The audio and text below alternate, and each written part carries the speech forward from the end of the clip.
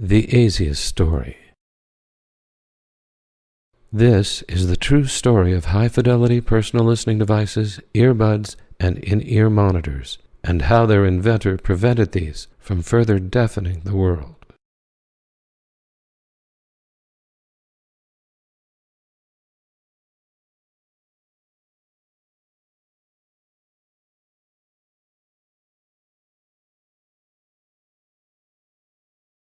One. The inspiration. In 1965, Stephen Ambrose invents in-ear monitors. My story is the history of the invention and development of the personal listening devices which became our modern-day earbuds and in-ear monitors. This is a wild journey which extends from the early imaginings of a young musician to the burgeoning success of the largest company in the world. And it's been quite a ride, for without the high-fidelity personal listening devices I invented, our world and music today would never have been the same. This story is no exaggeration or false claim of having invented the internet or the wheel. It is but a simple and factual account of exactly how these things came about and the vital technology that was almost smothered in the process. In the 1960s, my father was a professor of music at Peabody and Vanderbilt in Nashville, while I was a university brat who ran away when I was 13 years old to Music Row to begin my professional recording career.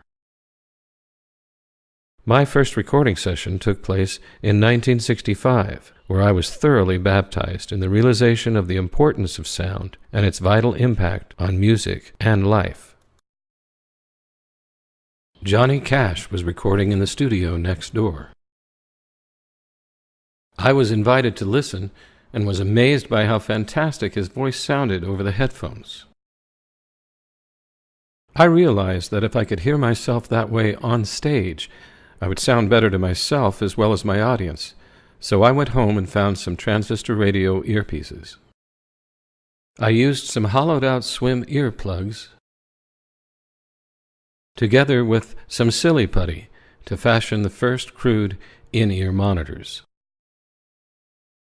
Later in the early 70s, I was signed along with Jimmy Buffett and Ray Stevens to Andy Williams' Barnaby Records recording label, and I ran away again this time to Hollywood and continued recording and performing in nightclubs.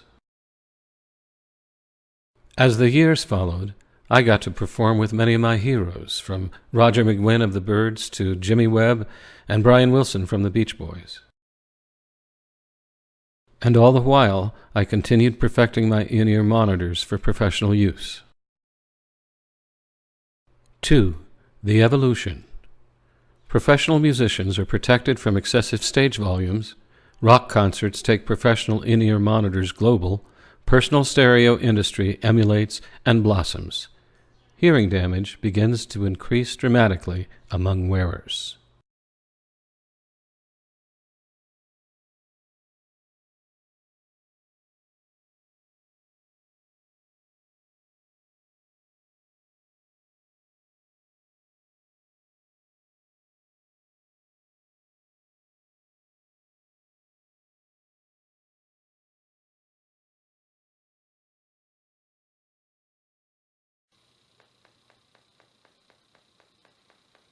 Now in a metronome signal,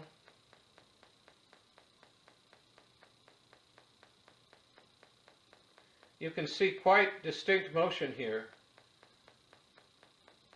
which is on the order of microns. Alright, I've been asked to show the function of the Ambrose diaphonic ear lens in absorbing the overexcursions impinged on the tympanic membrane. So let's go ahead and put this in my ear canal. And you can see these motions here. And we'll focus on the eardrum.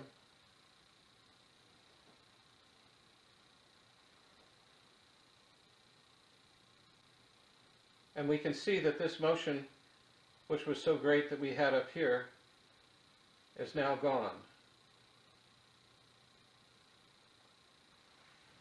Let's switch to the metronome.